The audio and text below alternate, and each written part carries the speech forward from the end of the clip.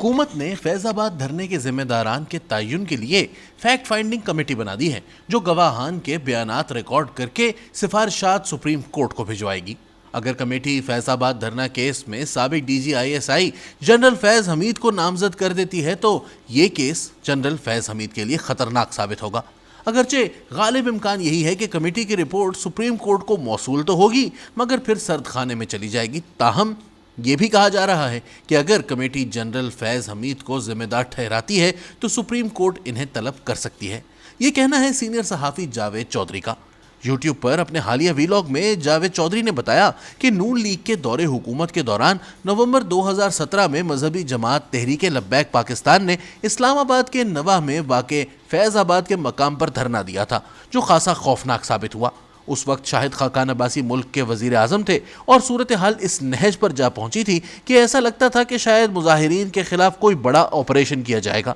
अगर ऑपरेशन हो जाता तो बहुत सारे लोगों की जानें ज़ाया हो जाती और बाद मुश्किलात में मजीद इजाफा होता, मगर मुजाहिरीन के खिलाफ कोई ऑपरेशन नहीं किया गया। सहाफ़ी ने बताया कि कुछ लोगों के बकौल हालात ख़राब होने के बाद शाहिद खाकान अब्बासी ने उस वक्त के army chief general Qamar Javed Bajwa और डीजी आईएसआई को बुलवाया और इनसे दरख्वास्त की कि हमारे पास ऐसा कोई मैकेनिज्म नहीं है कि हम इस धरने को ख़त्म करवा सकें। आप रियासत हैं और आपको ही ये काम करना पड़ेगा। इसके बाद जनरल फैज हमीद को यह धरना ख़त्म करवाने की जिम्मेदारी सौंपी गई। उस वक्त तहरीक लब्बैक पाकिस्तान, वजारत दाखिला और उस वक्त के डीजीसी जनरल फैज हमीद के माबैन मुआहिदा हुआ, जिसके बाद धरना ख़त्म कर दिया गया। उस वक्त के वजीर दाखिला एहसन इकबाल ने बताया है कि उस वक्त इन्होंने और वजीर आज़म ने फैसला किया था कि इस मुआहिदे पर फैज़ हमीद के दस्तखत नहीं होने चाहिए, क्योंकि वो सरकारी मुलाजिम है और किसी भी सरकारी मुलाजिम का इस तरह मुआहिदा करना ठीक नहीं। एहसन इकबाल ने मजीद बताया कि जब इस बारे में जनरल फैज़ हमीद से बात की गई तो इन्होंने कहा कि मेरे दस्तखत के बगैर ये लोग नहीं मानेंगे, क्योंकि हमने इन्हें इसी बिना पर राज़ी किया है कि हम गारंटी लेते हैं कि आपके खिलाफ कोई कार्रवाई नहीं होगी। बादअज़ा ये मामला सुप्रीम कोर्ट में चला गया और इसकी समाअत के लिए 2 रुकनी बेंच बना, जिसमें जस्टिस काजी फायजी ईसा भी शामिल थे। बेंच ने 6 फरवरी 2019 को अपने फैसले में मुतादिद लोगों को जिम्मेदार ठहराया और कहा था कि रियासत इस तरह नहीं चल सकती। इस तहरीरी फैसले में आईएसआई, आईबी और एमआई का नाम भी शामिल था। सहाफ़ी ने बताया कि कहा जाता है काजी फायजी ईसा को इस फैसले की सज़ा मिली, जिसके नतीजे में इमरान खान दौरे हुकूमत में इनके खिलाफ रेफरेंस दायर किया गया।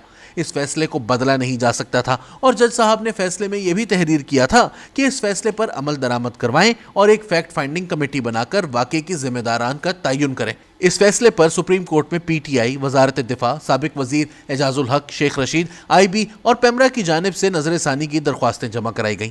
इमरान खान की हुकूमत चलती रही मगर नजर सानी दरख्वास्तें पड़ी रहीं और इन्हें समाअत के लिए मुकर्रर ही नहीं किया गया। सहाफ़ी ने बताया कि काजी फायज़ ईसा ने चीफ जस्टिस बनने के बाद इस फैसले पर नजर सानी दरख्वास्तों को समाअत के लिए मुकर्रर किया, लेकिन फैसले से पहले ही तमाम फरीकैन ने दरख्वास्तें वापस ले लीं। 28 सितंबर 2023 को सुप्रीम कोर्ट ने फैसला दिया कि पहले दिए गए फैसले पर अमल दरामद करवाया जाए।